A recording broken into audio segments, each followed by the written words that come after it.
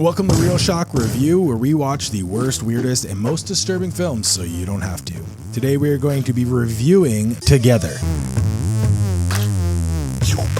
There won't be any spoilers right now, but when we get closer to the end, we are going to do the most what the f*** moment, where we will just tell you the name of the scene and show you only what's in the trailers. Everything you see here is only in the trailers. I promise not to show too much, okay? Joe, first reactions. I really enjoyed it. I thought it was one of the best movies we've seen in a while. It was totally like up our alley. This film is awesome. It is kind of for everybody, even if you're not into the body horror idea, which this is a body horror film. 2025, directed by Michael Shank's directorial debut, coming up with this great idea that may or may not have been stolen. We'll get into that a little bit later. Let's start with the opening scene, though, because that was a perfect homage to John Carpenter's The Thing. Then we get right into the story.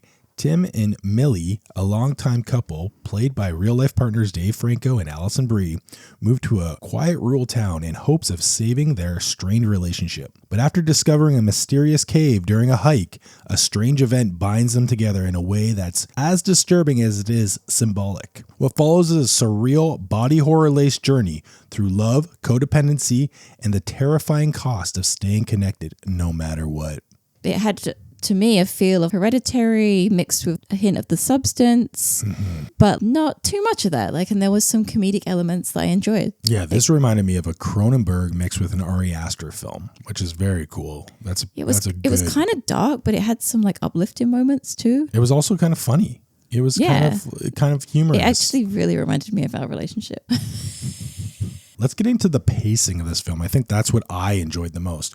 Now, by the time the film was over, I said to you, I felt like the ending was a little rushed. But I realized, thinking about it now, that wasn't true. It was actually just so well paced that by the end, I think I just wanted more because it was so good. Because there was a lot of back and forth. They do this back and forth thing where most films just continue the dread happening and it just gets worse and worse and worse. But in this film, they actually get to a point of dread and pull back. Yeah, it was like things went back to normal. They get back to normality. And then it would come back again. Back into this thing, which I really, really enjoyed. You don't see that in enough films. It's like watching several episodes of this movie. I felt like for a time too that whatever's going on was only really affecting Dave Franco's character.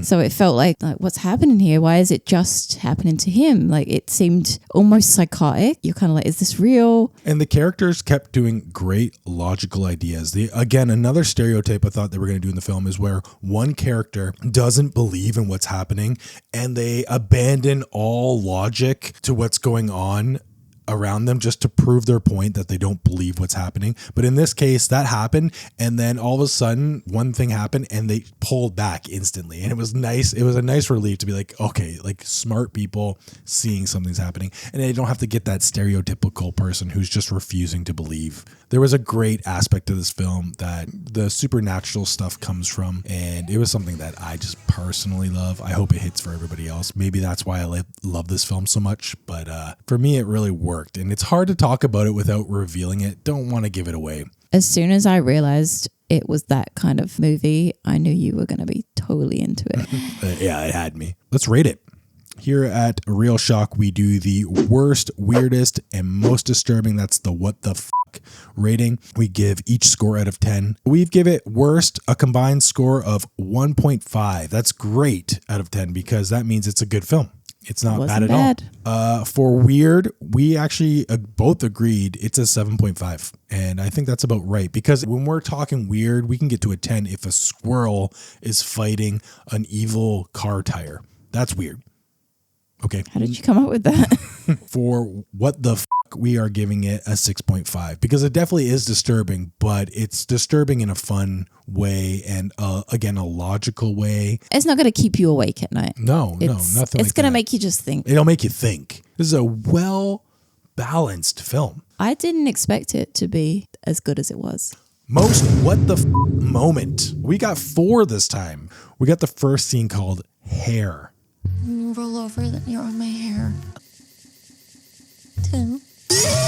Love this one. Second, the bathroom scene. Listen to me. Now. What could happen here? Saw. Whiskey for the pain. God, you do it. Now this one's pretty obvious. This is what they show the most in the trailers. And we got the finale, which I don't want to say anything about. Billy, wake up. You'll be okay. So we'll just leave it at that. The finale is the finale. So we got those 4. Joe, why don't you start? Give me your most what the fuck moment out of those 4.